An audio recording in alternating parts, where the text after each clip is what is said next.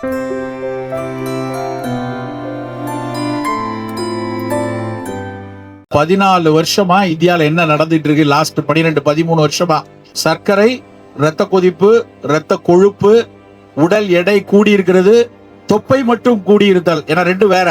Overall obesity, தொப்பை மட்டும் central ஒபிசிட்டின்னு சொல்லக்கூடிய தொப்பை மட்டும் கூடி இருக்கிறது. இந்த அப்புறம் இரத்த கொழுப்பு மட்டும் கூடி இருக்கிறது. தொப்பையெல்லாம் கிடையாது, ஒல்லியா தான் இருக்கேன், ஆனா ரத்தத்துல கொழுப்பு ஏறி இருக்குது. இந்த 5 கேட்டகரியும் மக்கள், எத்தனை மக்கள் எவ்வளவு இந்த 12 ஆண்டுகள்ல கூடியிருக்காங்க அப்படின்னு ஒரு புள்ளி விவரத்தை வெளியிட்டிருக்கிறார்கள். 12 ஆண்டுகள் விஞ்ஞானிகள் கண்டுபிடிச்சு சொன்ன முடிவு உண்மையிலேயே பதற வைக்கிறது நண்பர்களே. அந்த எண்ணிக்கையை பார்க்கும்போது சக்கரை வியாதி கிட்டத்தட்ட 12-13%. 130-140 கோடியில எத்தனை வருஷம் பாருங்க, 14 கோடி பேர் இன்னைக்கு டயபெட்டிக். 35% வந்து கிட்டத்தட்ட ரத்த கொதிப்பு, ரத்த கொழுப்பு. அதாவது உடல் கூட குண்டா இல்ல, ஆனா பிளட்ல வந்து ரத்த கொழுப்பு அளவை விட அதிகமா இருப்பது ஏறத்தாழ 30%. எடை, வயிற்று தொப்பை மட்டும் கூடியிருக்கிறவங்க 30-35%. ஒட்டுமொத்தமா எடை கூடியிருக்கவங்க கிட்டத்தட்ட 27%. அவங்க வந்து ஒரு 1,20,000 பேரை 12 வருஷமா தொடர்ந்து பார்த்து இந்த அறிக்கையை வெளியிட்டு இருக்கிறாங்க. இந்த புள்ளி விவரம் ரொம்ப ரொம்ப முக்கியமான புள்ளி விவரம். தமிழகத்தை எடுத்துக்கிட்டீங்கன்னா ஒரு கிட்டத்தட்ட 8 கோடி பேர் மக்கள் தொகை. அதுல 1 கோடி பேர் தமிழ்நாட்டில் மட்டும் சக்கரை வியாதிக்காரங்க இருக்காங்க. ஒட்டுமொத்த இந்தியாவில் வந்து 13-14 கோடி அவன் சொல்றான், தமிழ்நாட்டில் மட்டும் 1 கோடி பேர். இது பெரும்பாலும் எல்லாருக்கும் தெரியும். என்னால உறுதியா சொல்ல முடியும், இந்த இடத்துல ஒரு 300-400 பேர் இருக்கீங்கன்னா இந்த 300-400 பேர்ல குறைஞ்சபட்சம் ஒரு 60-70 பேர் ஃபுல் ப்ளோன் டயபெட்டிக். உறுதியா இங்க இருக்க கூட்டத்தில் 70 பேர் மினிமம் நான் சொல்றது. அதுல பெரும்பாலும் இங்க உள்ள முகங்களை பார்க்கும்போது 45 வயதை தாண்டியவர்கள் நிறைய பேர் இருக்கீங்க. அப்படி இருக்கும்போது இன்னுமே அந்த எண்ணிக்கை கூடுதலா இருக்கும். அவ்வளவு பெரிய எண்ணிக்கை இங்க இருக்காங்க, அது எல்லாருக்கும் தெரிஞ்சது. தெரியாத விஷயம் என்ன அப்படின்னா, இந்த 1 கோடி பேர்ல சக்கரை வியாதி இருக்கக்கூடிய மொத்த 1 கோடி பேர்ல வெறும் 10 லட்சம் பேர் தான் அந்த நோயை கட்டுப்பாட்டில் வச்சிருக்காங்க. 90 லட்சம் பேருக்கு ஏதாவது ஒரு சாக்கு, சார் இமாம் பசந்த் வந்திருக்கு சார், அது எப்படி நான் சாப்பிடாம இருக்கிறது? இந்த மாம்பழ சீசன்ல நான் வந்து மாம்பழத்தை எப்படி சாப்பிடாம இருக்க முடியும்? தினம் ராத்திரி 2 ஏலக்கி வாழைப்பழம் சாப்பிட்டாதான் சார் எனக்கு காலையில வெளிக்கு போகும். அப்படிங்கும்போது நான் எப்படி வாழைப்பழம் சாப்பிடாம இருக்கிறது? இப்படிங்கிற கேள்வி. மச்சான் வீட்டுல காபியில சக்கரை கலந்து கொடுத்துட்டாங்க, அதை வேண்டாம்னு சொன்னா கோவிச்சுப்பாங்க சார், அதனால நான் சக்கரை போட்ட காஃபியை சாப்பிட்டுட்டேன்னு ஏதோ ஒரு காரணத்தை சொல்லிக்கொண்டே சக்கரை வியாதிய இருக்கிறவங்களுக்கு தெரியும் 6.5க்குள்ள HbA1c வச்சுக்கணும்.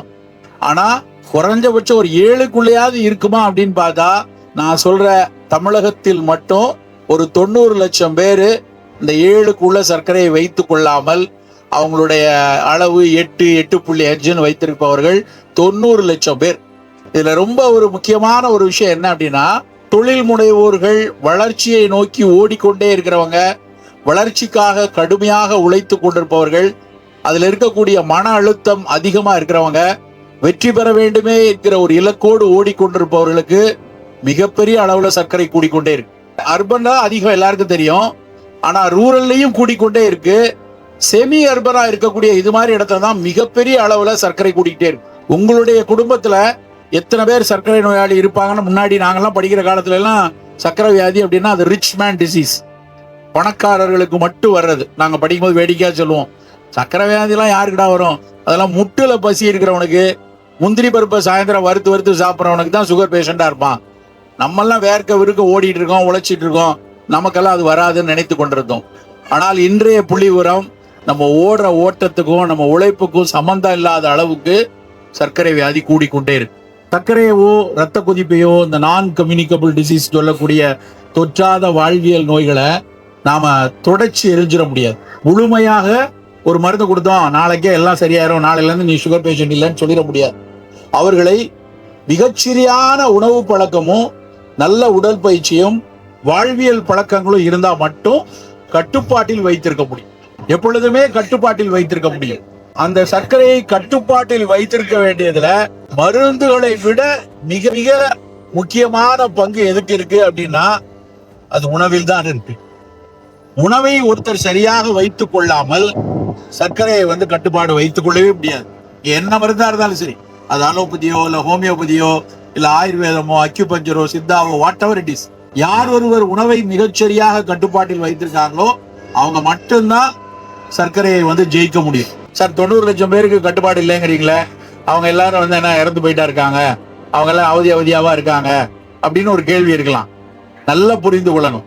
சர்க்கரை கட்டுப்பாடு இல்லாதவர்கள் தங்களுடைய ஆயுட்காலத்துல, இன்னைக்கு தமிழ்நாடுடைய ஒரு சராசரி ஆயுட்காலம்னா 70 இருந்து 72 வயசு. ஒரு சராசரி ஆயுட்காலம் 70 வயசு இருக்கு. 40 வயசு 45 வயசுல ஒருத்தர் டயபெட்டிக் இருந்தா மொதல் 10 வருஷத்துல ஒன்றும் தெரியாது. 2வது 10 வருஷத்துல கொஞ்சம் மெலிஞ்சுக்கிட்டே போவார். உடல் சோர்வு இருக்கும், களைப்பு இருக்கும், ஒரு சில நரம்பு தளர்ச்சி இருக்கும். அதை தாண்டியும் பெருசா தெரியாது. ஆனால் 2வது 10வது வருடத்தினுடைய இறுதியிலிருந்து 3 நோய்களுக்கு அவர்கள் ஆட்கொள்ளப்படுவாங்க. 3 நோய் நல்லா புரிந்து கொள்ளணும். முதல் விஷயம் வந்து இதய நோய்கள். இன்னைக்கு இந்தியாவிலேயே அதிக மாரடைப்பு நிகழக்கூடிய இடம் தமிழ்நாடு. நல்லா தெரிஞ்சுக்கோ. மிகப்பெரிய அளவுல மாரடைப்பு வருது. மாரடைப்புக்கான முதல் காரணம் கட்டுப்பாடு இல்லாத சர்க்கரை. ஏன்னா சர்க்கரை கட்டுப்பாடு இல்லாது இருக்கும் போது இதய வலியை கூட உணர முடியாது. ஒரு நல்ல அன்ஸ்டேபிள் என்ஜைனாம்பாங்க. நடக்கும்போது லேசா ஒரு இதய பலகீனம் தெரியும், ஒரு மூச்சு அரைப்பு தெரியும், ஆனா லேஸ் வலி இருக்கும், உட்கார்ந்தோடனே சரியாயிடும். அதனால பல சாமானிய மக்கள் ஓடிக்கொண்டே கடுமையான ஒரு உழைப்பின் மீது, வெற்றி மீது இலக்கு வைத்து ஓடிக்கொண்டே இருக்கக்கூடிய பல மக்களுக்கு அந்த வலியை உணராமலே இருப்பாங்க. ஒரு திடீர் மாரடைப்புல வந்து மரணத்துக்கு போய் சேரக்கூடிய சூழல். இது மாரடைப்பு முதல் விஷயம்.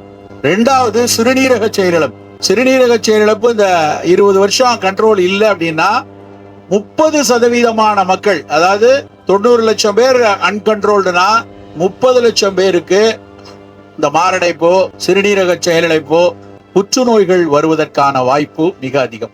மற்ற நபர்களை விட புற்றுநோய்கள் வருவதற்கான சாத்தியம் அதிகம். இவ்வளவு சிக்கலை கொண்டிருக்கிற ஒரு சர்க்கரை நோயை நம்ம அத்தனை பேரும் எப்பாடுபட்டாவது கட்டுப்பாட்டில் வைத்து வந்துருச்சு அப்படின்னா அதை கட்டுப்பாட்டில் வைப்பது அல்லது நம்முடைய அடுத்த தலைமுறைக்கு வராமல் காத்துக் கொள்வது, இது நமக்கு இருக்கக்கூடிய மிக மிக முக்கியமான இலக்கு. நம்ம ஓடிக்கிட்டே இருக்கிற கூட்டம், நம்மளுடைய நிறுவனத்தை வளர்த்தணும், வெஞ்சர் கேபிட்டல் கிடைக்குமா, அதை வச்சு இன்னும் கொஞ்சம் இம்ப்ரூவ் பண்ணலாமா, குளோபலா மார்க்கெட் பண்ண முடியுமா, இன்னும் டெவலப் பண்ணலாமான்னு ஓடிக்கிட்டே இருக்கிறவங்க தான் இந்த கூட்டத்துல நிறைய பேர் இருப்போம். அதெல்லாம் தேவைதான். அதெல்லாம் நம்ம வளர்ந்தாதான், அந்த வளர்ச்சி தான் பொருளாதார ரீதியான வளர்ச்சி தான் நம்ம அடுத்தடுத்த கட்டத்துக்கு நகர்த்தும். அதற்கு எவ்வளவு முக்கியத்துவம் கொடுக்கிறோமோ அதே அளவுக்கு முக்கியத்துவம் நம்முடைய நோயை, சர்க்கரை நோயை கட்டுப்பாட்டில் வைப்பதும் வச்சிருக்கணும். நண்பர்களே, நாம் ரொம்ப ரொம்ப ரொம்ப எச்சரிக்கையாக இருக்க வேண்டிய உலகம். ஏன் இப்படி இந்த மாதிரி சிக்கல் முன்னெல்லாம் இல்லை, இன்னைக்கு அதிகமா இருக்குன்னா நம்முடைய உணவு பழக்கம் மாறினதுனாலதான். காலகாலமாக நாம் சாப்பிட்டு வந்த உணவுகள்ல இருந்து கடந்த 40 வருஷமா ரொம்ப மாறிட்டோம்.